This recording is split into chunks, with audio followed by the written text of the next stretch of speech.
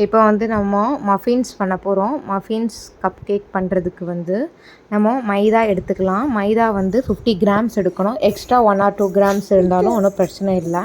Next வந்து 1/2 of teaspoon வந்து நம்ம பேக்கிங் பவுட்ரு எடுத்துக்கலாம். பேக்கிங் பவுட்ரு எடுத்துக்கணும்.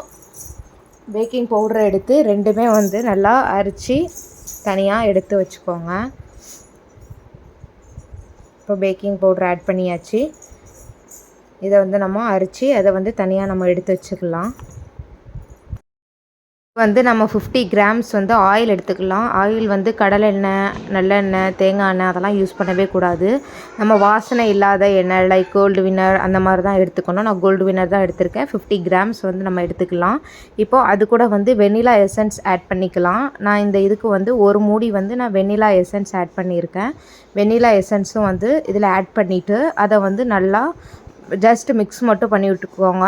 எப்போவுமே ஆயில் கூட தான் வெண்ணிலா எசன்ஸ் ஆட் பண்ணணும். அப்போ தான் வந்து நல்லா மிக்ஸ் ஆகும்.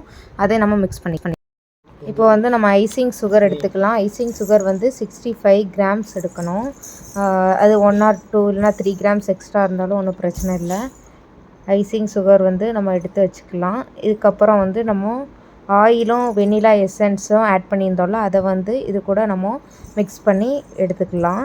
மிக்ஸ் பண்ணி எடுத்துகிட்டு அதை வந்து ஜஸ்ட்டு நம்ம அது ஃபுல்லாக மிக்ஸ் ஆனாலே போதும்.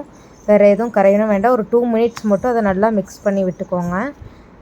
நெக்ஸ்ட்டு வந்து மஃபின்ஸ்க்கு வந்து ஒரு முட்டை தேவைப்படும். ஒரு முட்டை எடுத்துக்கலாம்.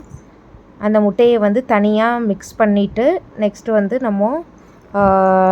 நம்ம ஆயில் ஐசிங் சுகர்லாம் எடுத்து வச்சுருக்கோம்ல, அது கூட வந்து நம்ம ஆட் பண்ணி அந்த எக்கை ஆட் பண்ணி எடுத்துக்கலாம். முட்டையை எப்பவும் தனியாக ஒரு இதில் எடுத்து மிக்ஸ் பண்ணி செக் பண்ணி பார்த்துட்டு அது கூட ஆட் பண்ணுங்கள். ஏன்னா சில டைம் வந்து முட்டை வந்து நல்ல முட்டையாக இருக்காது. அதனால் நம்ம தனியாக செக் பண்ணி பார்த்துட்டு அதில் ஆட் பண்ணிவிட்டு இப்போது நம்ம எல்லாமே ஒன்றா மிக்ஸ் பண்ணி எடுத்துக்கலாம். ஐசிங் சுகர், வெண்ணிலா எசன்ஸு, ஆயில், எக்கு இது எல்லாத்தையும் வந்து ஜஸ்ட்டு ஒரு 2 மினிட்ஸ் மட்டும் ஒரு மிக்ஸ் மட்டும் பண்ணிக்கோங்க. நெக்ஸ்ட்டு வந்து நம்ம மைதாவும் இதுவும் எடுத்து வச்சுருந்தோம்ல பேக்கிங் பவுடரும், அதையும் எல்லா பேட்டரியுமே வந்து ஒன்றா நம்ம வந்து மிக்ஸ் பண்ணிடலாம்.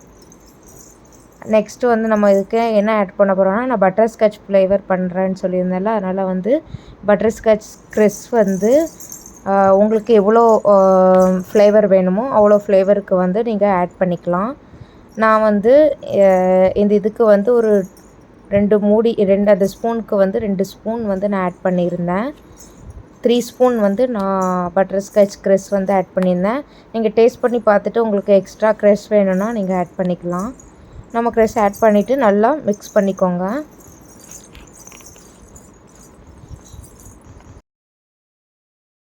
இப்போ வந்து நமக்கு பேட்டர் ரெடியாக இருக்குது. இப்போ நம்ம அந்த ட்ரையில் வந்து நம்ம என்ன பண்ணிக்கிறோன்னா, கீழே வந்து பட்டர் அப்ளை பண்ணிக்கோங்க. நெக்ஸ்ட்டு வந்து பச்சரிசி இருந்தால் எல்லா ட்ரைலேயும் எல்லா இதுலேயும் வந்து நம்ம பச்சரிசி ஆட் பண்ணிக்கலாம். எதுக்காகனா அப்போ தான் வந்து உங்களுக்கு கப் கேக் வந்து அடியில் வந்து கருகாமல் இருக்கும்.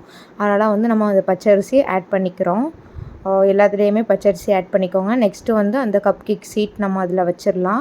வச்சுட்டு வந்து நமக்கு அதில் வந்து ஆஃப் தான் நமக்கு ஊற்றணும். ஏன்னா அது வந்து உப்பிட்டு வர்றப்போ வந்து உங்களுக்கு வெளியெல்லாம் வர ஆரம்பிச்சிடும், திருப்பி கருகிடும். இப்போ நம்ம எல்லாமே ஆட் பண்ணியாச்சு. அப்புறம் வந்து அந்த ட்ரைக்கு வெளியே ஏதாவது அந்த பேட்டர் இருந்தாலும் அதெல்லாம் தொடச்சிக்கோங்க.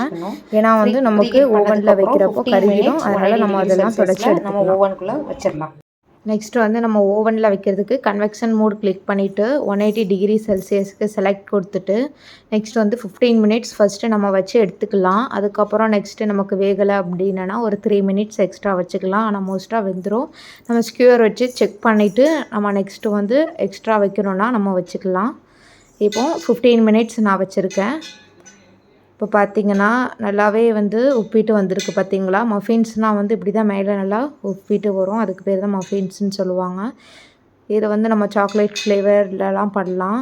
நம்ம இதில் க்ரஷ் வந்து ஸ்ட்ராபெரி அந்த மாதிரி பிளாக் கரண்ட் அந்த மாதிரி எதுனாலும் நம்ம ஆட் பண்ணிக்கலாம். இங்கே பாருங்கள் மேலே நல்லா கிறிஸ்பியாக கீழே நல்லா சாஃப்டாகவும் நல்லாவே வந்துருந்தது.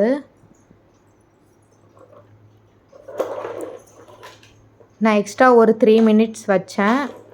நீங்களும் ஸ்கொயர் வச்சு செக் பண்ணிவிட்டு உங்களுக்கு மாவு ஒட்டிச்சுன்னா நீங்கள் எக்ஸ்ட்ரா வச்சுக்கோங்க.